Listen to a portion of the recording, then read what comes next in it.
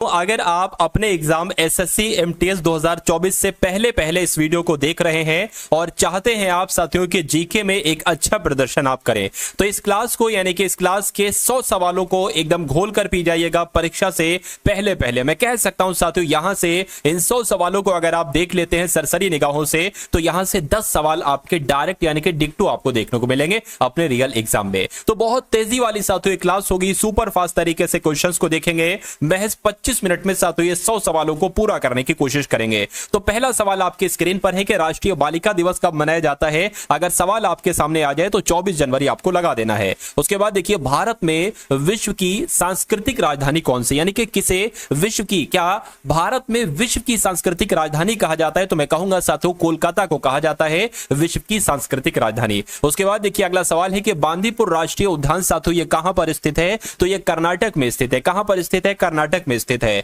उसके बाद देखिए नेक्स्ट नंबर का सवाल है कि लावड़ी किस राज्य का लोक संगीत है, मुझे बताइए। फटाफट साथियों आपका राइट आंसर किस ऑप्शन के साथ जाएगा बताइए। तो अगर आपका उत्तर साथियों यहां पर महाराष्ट्र है तो मैं कहूंगा बिल्कुल सही आपका जवाब है, यानी कि लावड़ी ये लोक संगीत कहां का है, यह महाराष्ट्र का है। अगला सवाल है कि केरल की नाव दौड़ किस त्योहार की विशेषता है, तो केरल की नाव दौड़ किस त्योहार की विशेषता है आपसे यहां पर पूछा जा रहा है। तो आप लोग ध्यान रखेंगे साथियों, ओणम की विशेषता है। कहां की विशेषता है? ओणम की विशेषता है। आंसर आपका सी के साथ जाएगा। उसके बाद देखिए भारत के राष्ट्रीय गीत के रचयिता कौन है, तो अगर आपका जवाब यहां पर बंकिम चंद्र चटर्जी है तो मैं कहूंगा आपका जवाब बिल्कुल सही हो जाएगा। नेक्स्ट नंबर का सवाल है कि भारतीय कृषि अनुसंधान संस्थान ये कहां पर है, लखनऊ में, नई दिल्ली में, बेंगलुरु में, सूरत में। साथियों अगर अभी तक आपने इस वीडियो को लाइक नहीं किया है तो मैं आपसे रिक्वेस्ट करूंगा कि वीडियो को लाइक कर दीजिए, और अगर आप चैनल पर नए हैं और आपने अभी तक इस चैनल को सब्सक्राइब नहीं किया है और आप चाहते हैं कि एसएससी एमटीएस के एग्जाम में बहुत शानदार तरीके से आप अपना सिलेक्शन ले, एक सिलेक्शन निश्चित करें, तो आप इस चैनल को साथियों सब्सक्राइब कर लीजिए, क्योंकि इस चैनल पर मैं आपको क्या देता हूं, मैं आपको पूरा मॉडल पेपर देता हूं, फुल पेपर कराता हूं। यानी कि जिस एक क्लास में, सिर्फ एक क्लास में साथियों जीके जीएस के, क्या जीके जीएस के 25 क्वेश्चन होते हैं जैसे आपके एग्जाम में पूछे जाते हैं। उसी प्रकार साथियों इंग्लिश की अगर बात करते हैं, इंग्लिश के आपके कितने क्वेश्चन होते हैं? 25 क्वेश्चन होते हैं, और उसके बाद मैथ के क्वेश्चन होते हैं, रीजनिंग के क्वेश्चन होते हैं। यानी कि एक क्लास में अगर ये सब कुछ आपको मिल रहा है तो मुझे नहीं लगता कि एग्जाम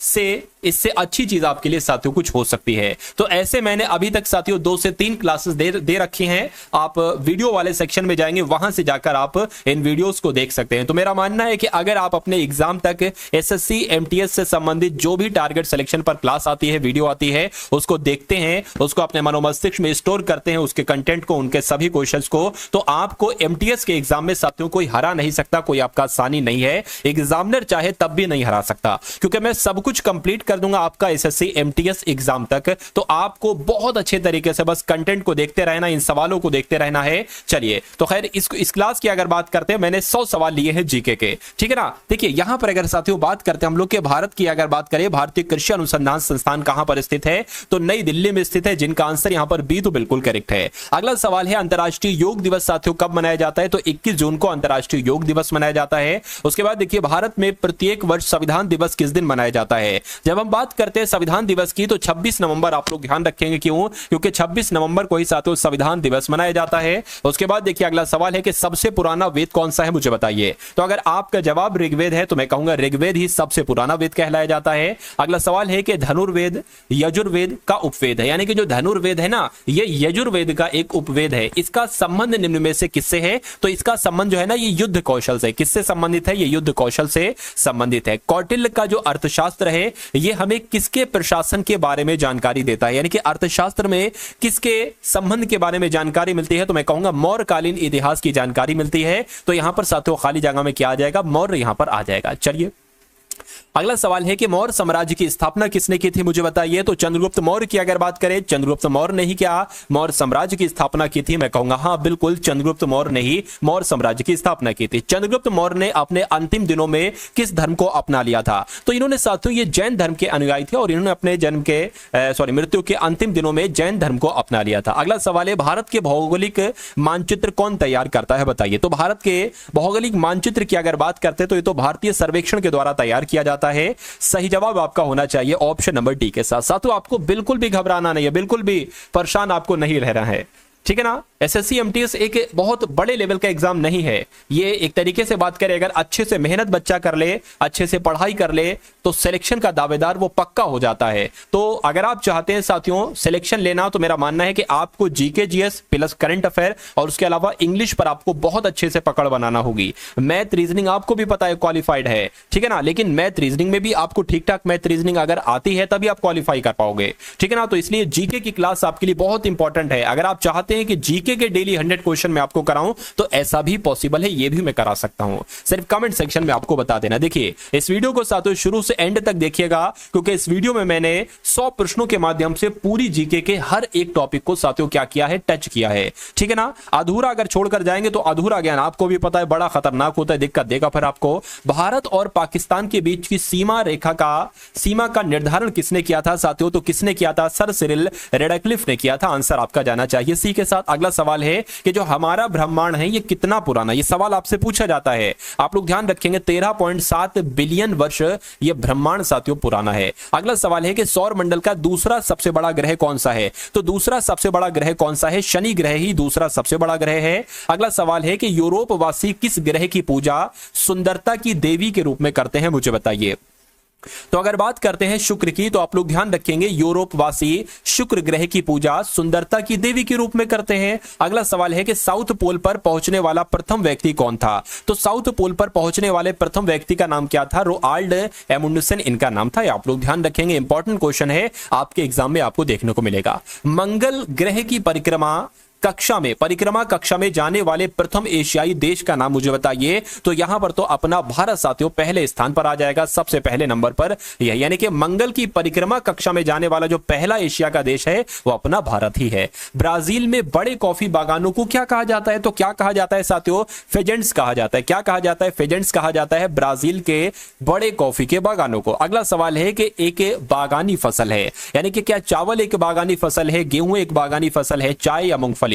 तो मैं कहूंगा चाय जो है ना ये एक बागानी फसल है। आंसर जिनका भी ऑप्शन नंबर सी, तो मैं कहूंगा बिल्कुल करेक्ट है। अगला सवाल है कि विश्व में सबसे अधिक केसर का उत्पादन करने वाला देश का कौन सा देश है, यानी कि कौन सा देश है, मुझे बताइए। तो अगर बात करते हैं साथियों जो पूरे विश्व में केसर का सबसे ज्यादा उत्पादन करता है वो कौन सा देश है? वो ईरान देश है। यह बात आपको मालूम होना चाहिए, आपको ध्यान रखना है। अगला सवाल है कि भारतीय संविधान ने देश की शासन प्रणाली के रूप में किस व्यवस्था को अपनाया है? तो संसदीय शासन प्रणाली व्यवस्था को अपनाया है भारतीय संविधान ने, ठीक है ना। भारतीय संविधान ने देश की शासन प्रणाली के रूप में किस व्यवस्था को अपनाया है? तो संसदीय शासन प्रणाली की व्यवस्था को अपनाया है। भारतीय संसद के कितने सदन है, मुझे बताइए। देखिए अगर बात करते हैं संसद के कितने सदन है, 2 सदन है, एक लोकसभा एक राज्यसभा है, तो 2 आपका यहां पर बिल्कुल सही जवाब हो जाएगा। संसद के किस सदन को प्रतिनिधि सभा भी कहा जाता है? आपको मालूम होना चाहिए कि लोकसभा की जब हम बात करते हैं तो लोकसभा को प्रतिनिधि सभा भी कहा जाता है। अगला सवाल है कि संसद का लोकप्रिय सदन कौन सा है, मुझे बताइए।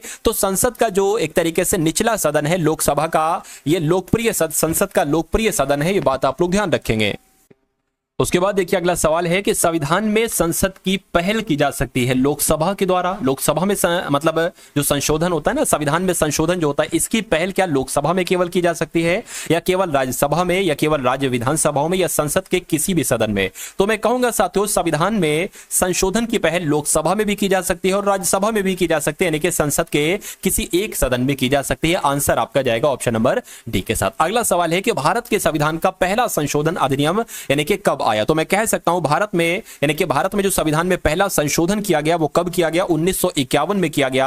आंसर जिनका भी ऑप्शन नंबर बी है मैं कहूंगा बिल्कुल करेक्ट है। अगला सवाल है आपकी स्क्रीन पर, संविधान के किस संशोधन को भारत का मिनी संविधान कहा जाता है? और इसे 1976 ईस्वी में राष्ट्रीय आपातकाल के दौरान लागू किया गया था। साथियों ये आपसे यहां पर पूछा जा रहा है, मुझे बताइए। देखिए यहां पर अगर बात करें तो 42वां संविधान संशोधन आपका सही जवाब हो जाएगा। आप लोग ध्यान रखेंगे संविधान के किस संविधान संशोधन को?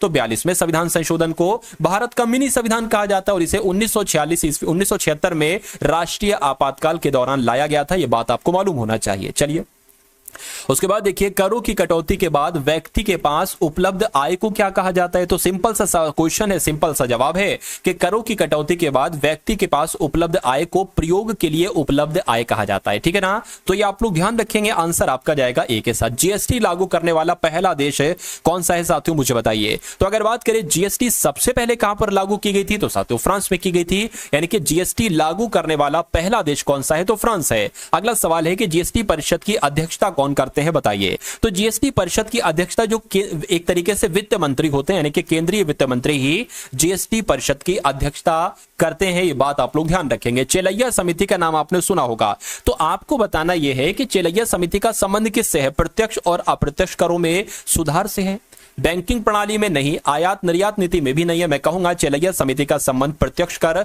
और अप्रत्यक्ष कर में सुधार से है, आंसर आपका ए के साथ जाएगा। अगला सवाल है राष्ट्रीय रासायनिक प्रयोगशाला ये कहां पर स्थित है, तो ये कहां पर स्थित है, राष्ट्रीय रासायनिक प्रयोगशाला ये पुणे में स्थित है। ये कहां पर स्थित है, पुणे में स्थित है, राइट आंसर आपका डी के साथ जाएगा। न्यूट्रॉन की खोज साथियों किसके द्वारा की गई थी, तो न्यूट्रॉन की अगर बात करें तो चैडविक के द्वारा ही न्यूट्रॉन की खोज की गई थी, जिनका भी आंसर ए मैं कहूंगा बिल्कुल करेक्ट है। एटम बम का आविष्कार किसने किया था, मुझे बताइए। साथियों अगर पूरी जीके की बात करते हैं तो पूरे जीके में एक ऐसा टॉपिक नहीं जहां से क्वेश्चंस ना लिया हो, यानी कि हर एक टॉपिक को टच करती हुई निकलेगी ये क्लास। अगर मेरा मानना है कि इस क्लास को आप देख लेते हैं तो बहुत सारे आपको डिक्टो आपके एग्जाम में सवाल देखने को मिलेंगे। तो क्वेश्चन नंबर 1 से लेकर क्वेश्चन नंबर 100 तक आप लोग देखिएगा, इन प्रश्नों को तैयार कीजिएगा और अपने एग्जाम को बहुत अच्छे तरीके से फतेह कीजिएगा। ठीक है ना, तो साथियों कुल मिला कि अगर आपने इस वीडियो को लाइक नहीं किया है तो वीडियो को लाइक कर दीजिए। भाई यही तो मेरा ईंधन है और यही आपकी गुरु दक्षिणा है, यही हमारी गुरु दक्षिणा है। तो अगर आप वीडियो को लाइक करते हैं तो मुझे अच्छा लगेगा, और अच्छा लगेगा तो फिर मैं कंटेंट आपके लिए कैसा बनाऊंगा, पूरे मॉडल पेपर बनाने में, पीपीटी तैयार करवाने में, क्वेश्चंस का सिलेक्शन करने में बहुत मेहनत लगती है कि कौन कौन से क्वेश्चन आपके इस बार एग्जाम में पूछे जा सकते हैं। तो इसमें मेहनत लगती है, और इस मेहनत कैसे ये मेरे अंदर मेहनत आएगी, ये ऊर्जा कैसे आएगी, जब आप लाइक करोगे। ठीक है ना, तो आप लोग लाइक क्या कर दिया करो साथियों, बिना कहे ये काम। तो चलिए एटम बम की अगर बात करते हैं साथियों, इसका आविष्कार किसके द्वारा किया गया, रॉबर्ट जे ओपेनहीमर के द्वारा ही एटम बम का आविष्कार किया गया था। कंप्यूटर प्रोग्राम में जो एरर होती है इसको क्या कहा जाता है, देखिए कंप्यूटर प्रोग्राम की अगर बात करें, इसमें जो एरर का मतलब है गलती, इसको क्या कहा जाता है कंप्यूटर की भाषा में, इसको बग कहा जाता है। आप लोग ध्यान रखें, क्या कहा जाता है, बग कहा जाता है। अगला सवाल है कि एमएस वर्ड का उदाहरण है, यानी कि इनमें से कौन सा तो एमएस वर्ड है, आपसे कुल मिला के यहां पर पूछा जा रहा है, मुझे बताइए। ऑपरेटिंग सिस्टम नहीं, एप्लीकेशन सॉफ्टवेयर, बिल्कुल साथियों एमएस वर्ड का एप्लीकेशन सॉफ्टवेयर जो है ये साथियों उदाहरण है, आंसर आपका जाएगा ऑप्शन नंबर बी के साथ। चलिए अगला सवाल है सी प्रोग्रामिंग भाषा को किसने डेवलप किया था, बताइए। तो सी प्रोग्रामिंग लैंग्वेज की अगर बात करते हैं, डेनिस रिची का नाम आप लोग ध्यान रखेंगे।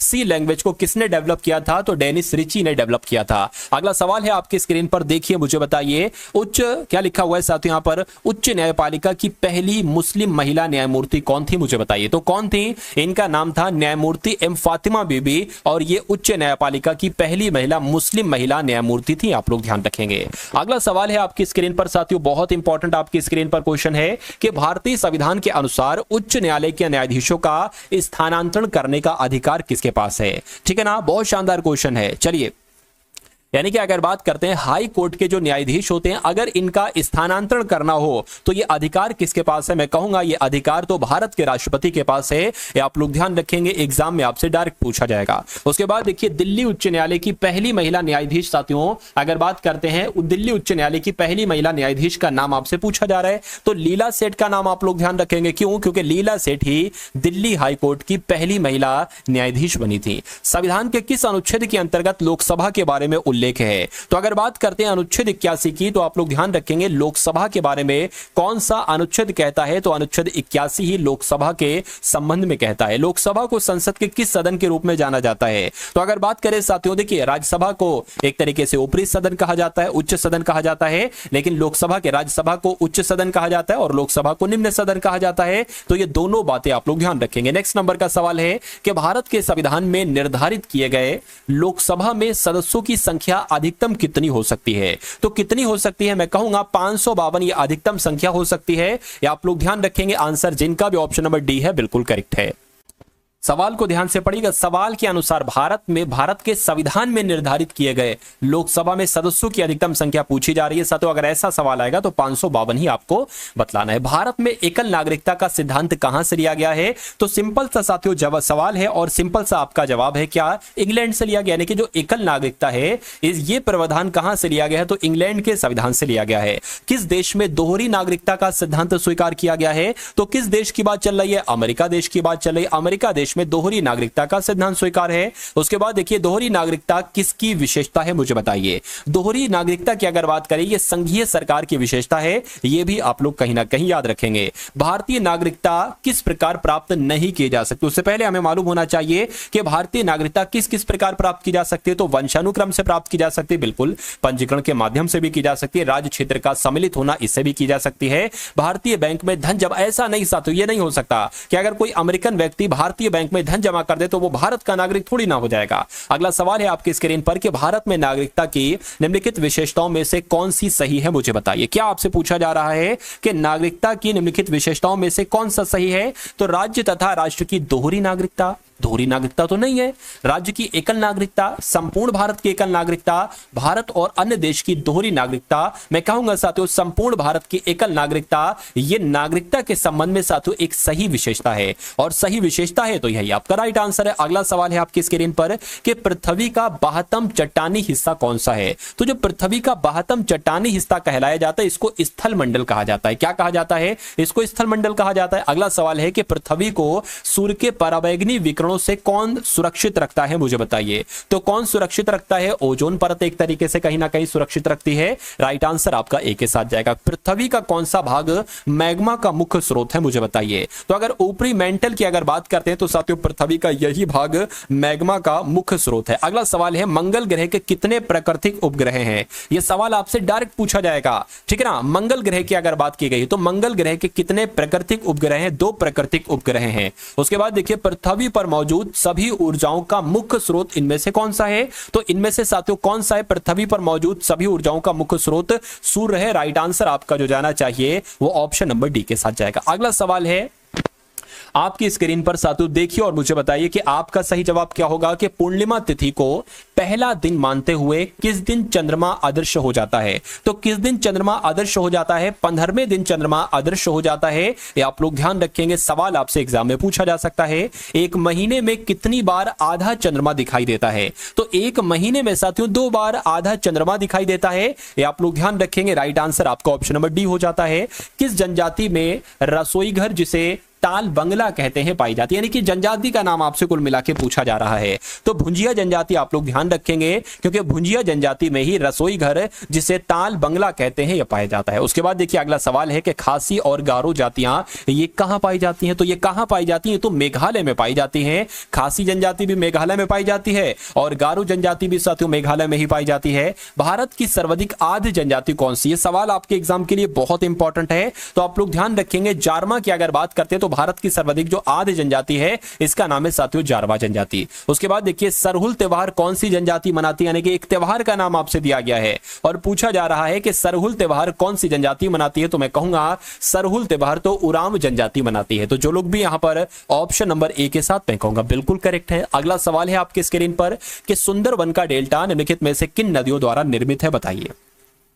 चलिए साथियों बताइए आपका राइट आंसर क्या हो सकता है। देखिए गंगा और यमुना के द्वारा नहीं, गंगा और ब्रह्मपुत्र के द्वारा, बिल्कुल सही। यानी कि सुंदरवन का डेल्टा किन नदियों के द्वारा निर्मित है? तो मैं कहूंगा गंगा और ब्रह्मपुत्र के द्वारा निर्मित है सुंदरवन का डेल्टा। ये पॉइंट आप लोग ध्यान रखेंगे। देखिए जितने भी चुनिंदा सवाल आपसे पूछे जा सकते हैं आपके एग्जाम में, यानी कि जो भी साथियों संभावना है और पूरी संभावना है, मैं तो कहूंगा कि ये क्वेश्चन पूछे जाने की पूरी संभावना है, ठीक है ना। तो बिल्कुल जकड़ लीजिए साथियों, पकड़ लीजिए इस चैनल को, एक तरीके से स्क्रीनशॉट ले लीजिए, मैं कहूंगा इस चैनल का टारगेट सिलेक्शन का। या जब आप यूट्यूब पर आते हैं आपके सामने सर्च बॉक्स होगा, वहां पर टारगेट सिलेक्शन लिख देंगे, हमारी वीडियो साथियों आपके सामने आ जाएंगी, ठीक है ना। चलिए गंगा का मैदान किन दो नदियों के बीच फैला हुआ है? तो डायरेक्ट सवाल आएगा आपसे, आपके एग्जाम में साथियों पूछा जाएगा।